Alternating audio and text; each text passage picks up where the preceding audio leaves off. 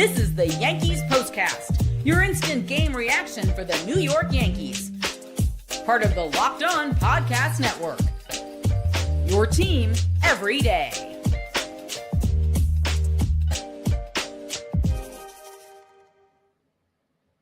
All right, folks, easily one of the biggest moments of the season to date. Ben Rice gets the job done in the ninth inning. The youngster, a solo home run, breaks a 4-4 tie. Yanks finally beat the Blue Jays. Final score 5-4. Bombers also got home runs from Jazz Chisolm Jr. and Cody Bellinger, and Cam Schlittler made his second major league start. Not so bad. Went the first five, did not figure in the decision. Devin Williams worked the ninth inning to earn the save. Because of the 5-4 win, the Yanks now just 3 games back of Toronto in the AL East. Hello, everybody. I'm Jay Berman. If you're a New Yorker, you might recognize my work. I've spent more than 2 decades in the biz, everything from TV to web to radio. Glad to have you aboard. Please follow me on X as well, at Jay Berman. Jayberman. Welcome to the Locked On Yankees Postcast, both on the Locked On Yankees YouTube channel and the Locked On Yankees podcast feed. The Postcast gives you a place to chat after every single Yankee game. That's what we do here. We're part of the Locked On Podcast Network, your team every single day. And we're off. This is what you'll be talking about. Easily one of the biggest moments of the season, perhaps the biggest home run of the season, and the best job closing things down of the season. It was a night of memories, if you will. Certainly we'll look back on tonight if the Yankees can turn things around and take over to the division lead in the American League East. Perhaps we'll look back on tonight. Of course, the Yankees opened up a 3-0 lead before the Blue Jays ever got to bat. Jazz Chisolm Jr., a 3-run shot. That came off of old friend Max Scherzer in the top of the first inning, and you figured this was going to be a breezy one. Unfortunately, Cam Schlittler coughed 1 run right back in the bottom of the first, and then you figure we're going to be in for a long night. Well, it would stay 3-1 in the fifth, 4-1, 4-2, then 4-4 in the bottom of the sixth after yet another Anthony Volpe error. We'll get to it coming up. But again, Ben Rice with the home run off the Toronto closer, Jeff Hoffman, a absolute huge moment in the Yankees season, obviously in the series, but certainly in the season. It looked like the Yankees were staring down the barrel of yet another loss. It seemed like Toronto was poised, staged, ready to take this one away from the Yankees. And then Ben Rice gets a meatball from Hoffman and hits it almost 400 feet. As we said, for Rice, the home run, his 15th of the season. Perhaps someone who's been in a slump of late, Ben Rice, who's, by the way, now hitting 236. Well, this is not only a huge team moment, it is a huge personal moment for Ben Rice as well. Now, the power has been there all year long, but the average and production have not been there lately. As we said, Rice went 1 for 4 tonight, is now hitting just 236. However, he's not playing every day. So again, we have to worry about, or at least take into account, what kind of lineup we're getting. Now, Ben Rice may have hit his way back into the starting lineup. Who are you taking out? Paul Goldschmidt didn't play tonight, or at least didn't start. You benching him 2 days in a row? Especially if the opponent is a lefty, which is not tomorrow. It's Chris Bassett for Toronto, but you get the point. There are going to be days where guys like Ben Rice, guys like Giancarlo Stanton, guys like Paul Goldschmidt, even guys like Cody Bellinger last night, they're not going to play every single day.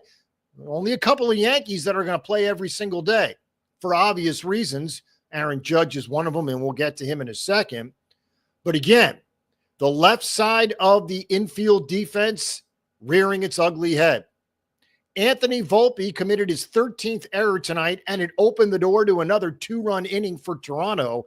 That came in the 6th inning. Worthy of note, Volpe has now, as we said, committed 13 errors, tied for the most in all of baseball. Willie Adames of San Francisco, who, of course, got a huge contract with the Giants. He's got 13 errors, as does Anthony Volpe. It just seems like Volpe's errors always come at the worst time. As we said, the Yankees opened up a 4-1 lead heading to the bottom of the 5th. Blue Jays would get one back at 4-2, and then obviously the error leads to the 2 runs in the bottom of the 6th inning. So again, difficult times. Point being, Aaron Judge is going to play every single day. Jazz Chisolm is going to play mostly every single day. Now, really, the only other position that you can guarantee who you see every single day, believe it or not, folks, is going to blow your mind, shortstop and Anthony Volpe. Here's my response to what are you talking about, Jay? Who do you want to play shortstop every day for the New York Yankees starting on July 23rd tomorrow? The answer is, unfortunately, if you're not an Anthony Volpe fan, the answer is Anthony Volpe. Now, that doesn't mean he can't get better, doesn't mean he can't improve, and it doesn't mean the Yankees couldn't try something else. But at this point in time, without knowing anything else about any other shortstops in the organization, Anthony Volpe is going to play every single day. Problem is the defense isn't there, and obviously the hitting hasn't been there for a while. He's 0 for 3 tonight. His average all the way down to 212. 212. As for the top of the order, Cody Bellinger had quite a night, specifically off Max Scherzer. Bellinger came into tonight 1 for 16 in his career versus Max Scherzer. 10 strikeouts. About an hour and a half to 2 hours later, he had 3 extra base hits, including a home run. 2 doubles and a home run off Max Scherzer. And again, that coming out on the heels of a 1 for 16 with 10 strikeouts. Not only that, the home run he hit, which he essentially scooped, the 18th of the season for Bellinger, that matches his entire total from last year. He had 18 with the Cubs. So Bellinger, yet another guy who you just can't seem to take out of the lineup. He had 3 hits tonight. He's hitting .385. Aaron Judge takes an offer. By the way, his average down to .346. As for Judge, a very scary moment that did not go unnoticed, obviously by the Yes Network or Michael Kay or John Flaherty or me as well, and most likely you. He makes the catch for the second out in the 7th inning. He was wincing in pain. Now, initially, it looked like it might have been his hand or his arm or some section of the right side of his body. But again, he was wincing in pain. He finished the game, did have another at bat, and did make another put out in the outfield. But again, something to keep our eyes on. Judge making the catch for the second out in the 7th inning and then wincing in pain. As for Rice, the second career home run in the 9th inning that gave the Yanks a lead. The first came back almost a year ago, July 14th, 2024, in the Bronx against Baltimore. So Rice has done it before, and he certainly did it again. As for Cam Schlittler, 5 innings, 7 hits, 2 earned, 3 walks, 3 Ks. He, what they call gutted out his performance tonight. Now, again, because of the runs allowed in the bottom of the 6th inning, Schlittler does not figure in the decision. Instead, the win goes to Ian Hamilton, who threw just 4 pitches. Obviously, Devin Williams notches the save, his 15th. But as for Schlittler, not an easy spot. One on the road in an impossible place to play against a very good offense. So kudos to Schlittler. Just 2 earned in 5 innings. Again, just his second major league start. And of course, his second major league start was supposed to come last week in Atlanta against the Braves in the first game out of the All-Star break. But the biceps issue obviously turned him back a few days. All things equal, he fared pretty well. Again, 5 innings, 2 earned, 3 walks, 3 Ks. He threw 90 pitches. His ERA in 2 starts now 4.35. Tim Hill, Jonathan Loizaga, Luke Weaver, Ian Hamilton, and Devin Williams. Not a single earned run allowed.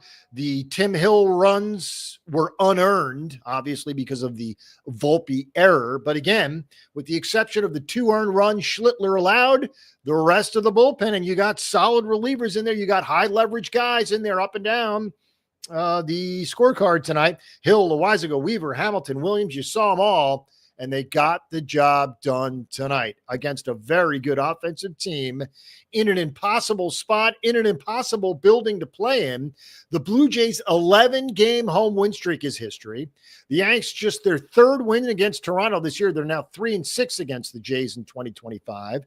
And the win for the Yanks snaps a 9-game road losing streak versus the AL East. Obviously, 5 of those coming in the last 5 games against Toronto in Toronto. But again, a 9-game road losing streak for the AL East is now history. All right, we need to discuss the player of the game. Obviously, we have lots of pitching updates as far as injuries go from a Yankees perspective, and we'll set you up for the series finale, which, of course, is Wednesday night. We'll do all that coming up next.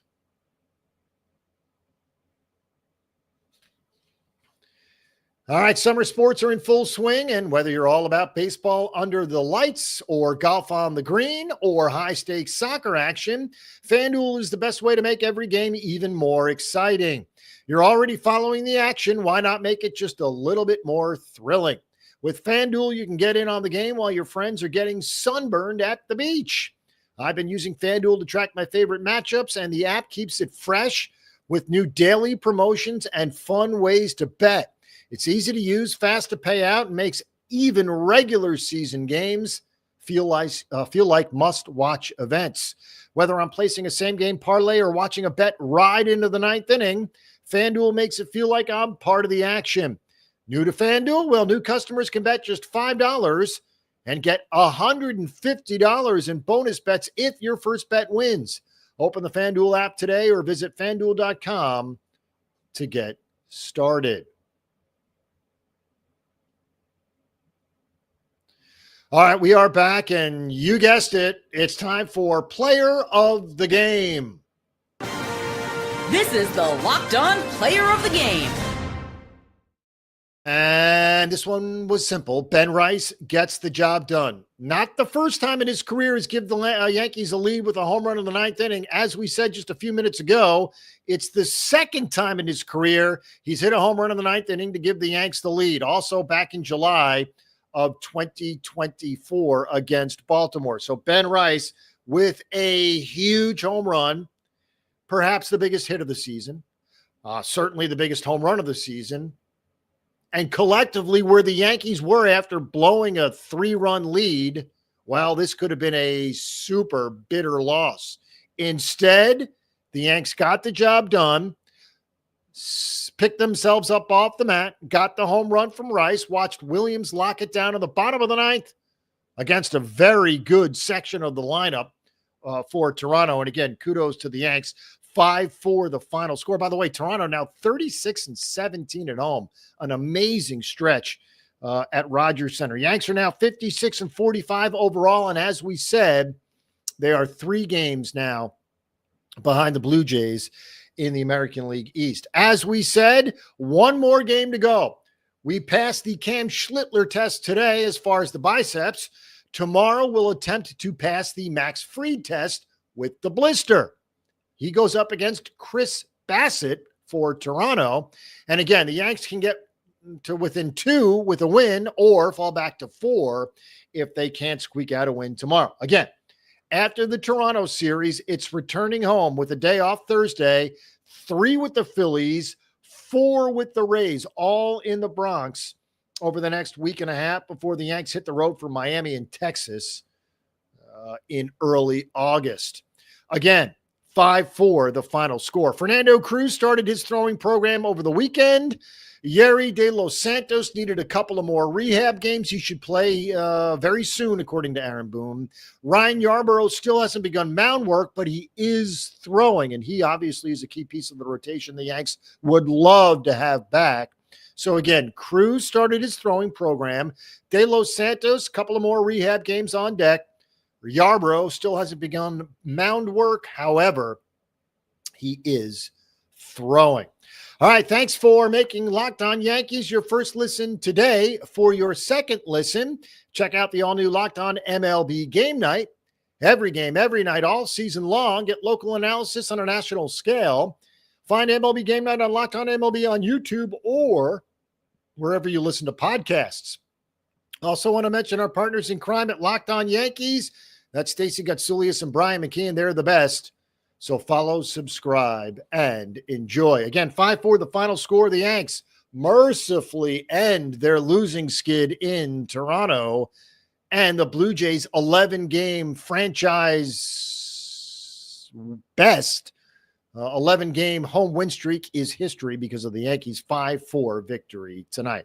All right, one more game in Toronto, then 3 with Philadelphia and 4 with Tampa Bay. What a 10-game stretch for the Yanks, but it comes after a win, a 5-4 win, and the Yanks are right back in it, just 3 games behind the Blue Jays in the American League East. Have a great night, everybody.